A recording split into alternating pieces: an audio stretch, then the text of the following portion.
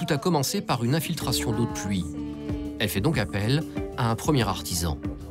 Mais après son intervention, les fuites ne sont pas colmatées, pire, les dégâts sont catastrophiques. Le plafond et les murs sont imbibés d'humidité. Les fuites ont commencé en juillet. En août, j'ai fait appel à mon couvreur pour qu'il puisse me faire les raccords de cheminée. Donc c'est ce qu'il devait faire, il devait faire les raccords en plomb. Sauf qu'il m'a juste cimenté, vous allez voir. Donc ça a continué à couler jusqu'en bas. L'artisan que Céline avait fait venir s'est en réalité bien moqué d'elle. Elle l'avait payé au black, avec du cash. Il l'a complètement arnaqué. Sa maison prend l'eau. Vous voyez bien l'étendue des dégâts. Ici, le BA13, il est complètement mort. Donc, elle a été tellement imbibée d'eau qu'elle a pourri. Bon, après, tous les dommages, c'est l'eau qui a coulé, qui a fui jusqu'à la cage d'escalier. Et ça a coulé, en fait, jusqu'au bas de mon salon. Aujourd'hui, Céline tente désespérément de rénover son toit. Ces nouveaux artisans vont évaluer l'ampleur des dégâts. Sur le toit, le constat est sans appel. Les joints de ciment posés autour de la cheminée ont été mal faits. Les fenêtres de toit présentent aussi des défauts. Ce couvreur a l'habitude de récupérer le travail de certains de ses confrères, pas très honnêtes. Malheureusement, je ne suis pas surpris par tous ces arnaques. Nous, c'est pas notre politique et on n'est pas une grosse société non plus. On est une petite, on a quand même 10 ouvriers, ça va quand même. Mais on ne connaît pas ce mot-là, heureusement. Céline a peut-être enfin trouvé quelqu'un capable de réparer les dégâts. Ouais, merci. Merci beaucoup. Merci. Bonne journée à vous. Bon courage. Merci. Maintenant, reste à savoir combien vont lui coûter ces nouveaux travaux. Car Céline n'a plus vraiment les moyens de payer. Elle a été victime d'une véritable arnaque.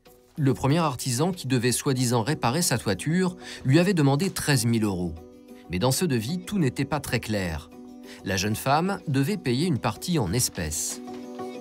C'était le devis qui a été fait le 23 juillet, donc du coup que j'ai signé. Là, vous voyez bien donc, les espèces, les 5 000 € en espèces. 3 000 € à prévoir au début des travaux, 2 000 € en cours de travaux. L'artisan a en effet utilisé une technique bien connue des professionnels du bâtiment. Faire payer une partie des travaux au noir afin de ne pas tout déclarer au fisc. Mais pour les particuliers, un tel arrangement est dangereux. Impossible après de porter réclamation en cas de problème, ce qui est arrivé à Céline. L'artisan l'a donc obligé à lui verser du cash.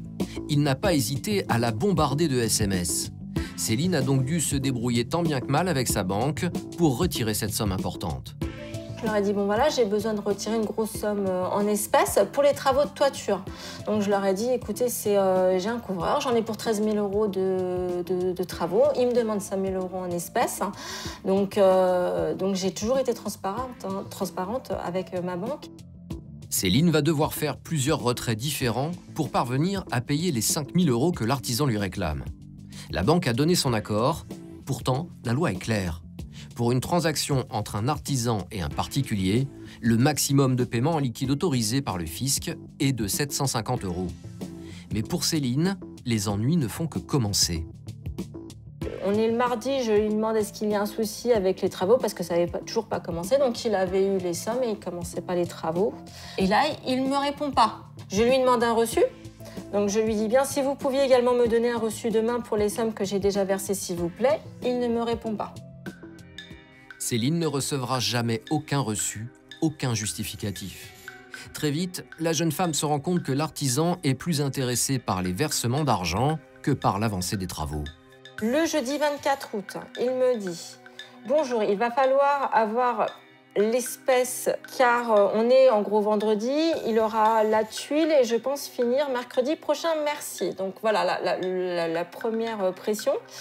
Donc je lui dis, je vais voir avec ma banque si je peux retirer 2 000 € demain au guichet. Le lendemain, donc le vendredi 25 août, il me dit, essayez d'avoir pour midi le chèque de 2 500 € et les 1 000 € en espèces. Donc vous voyez qu'il n'y a aucune communication, si ce n'est de l'argent.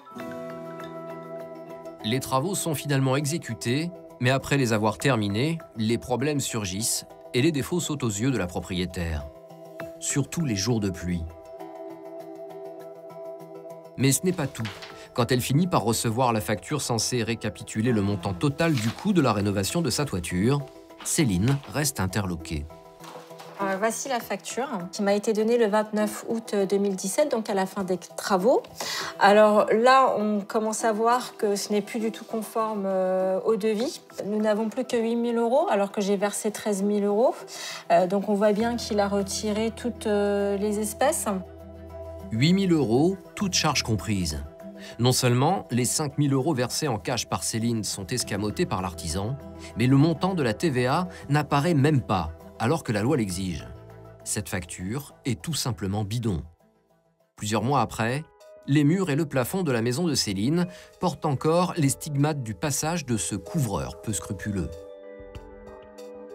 Et Céline se retrouve, elle, confrontée à un gros problème.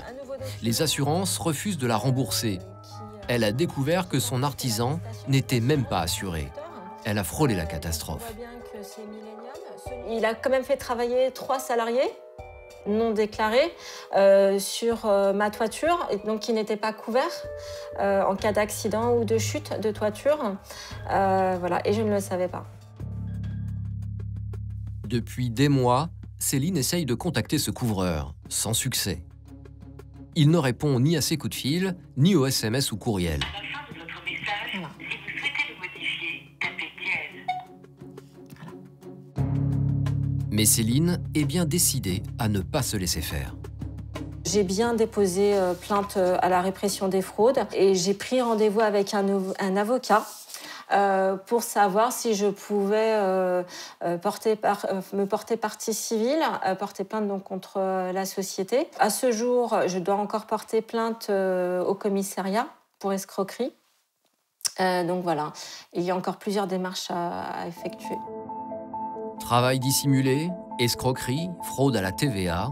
S'ils étaient avérés, ces délits présumés pourraient coûter très cher à leur auteur. L'escroquerie est punie de 5 ans d'emprisonnement et de 375 000 € d'amende. La jeune femme espère, elle, obtenir justice. Mais pour le moment, il lui faudra encore patienter avant de réparer sa toiture.